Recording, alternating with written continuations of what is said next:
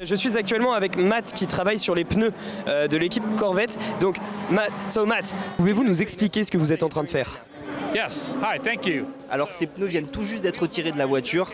La gomme sur les pneus arrière a été endommagée. Ils ont été dans les bacs, donc les pneus sont très sales. Il y a de la boue et du sable.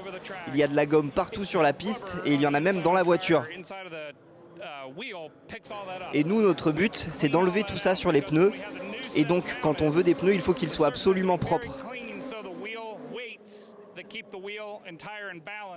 Et si on fait pas tout ça, ça peut créer des vibrations et causer un accident.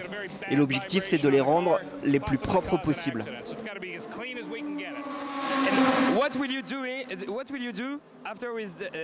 Et qu'est-ce que vous allez faire après avec ce pneu?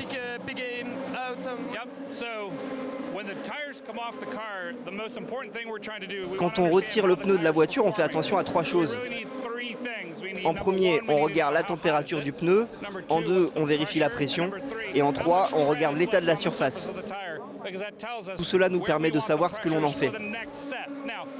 Ça, c'est un pneu pluie, donc c'est un peu différent. Il s'adapte beaucoup plus aux conditions. Mais tu as une partie de la piste qui est sèche et une autre humide.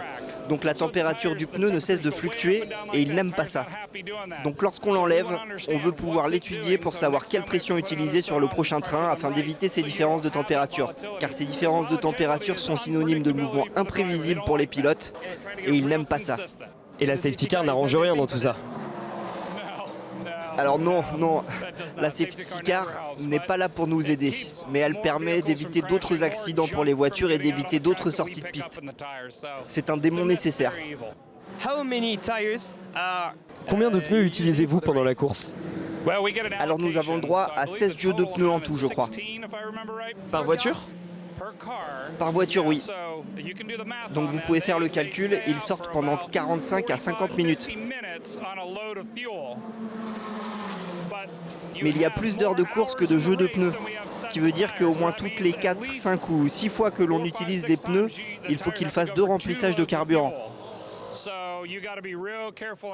Il faut donc faire très attention au choix de la pression des pneus pour qu'ils puissent durer pendant au moins 2 passages. Thank you very much. Very good, you're welcome.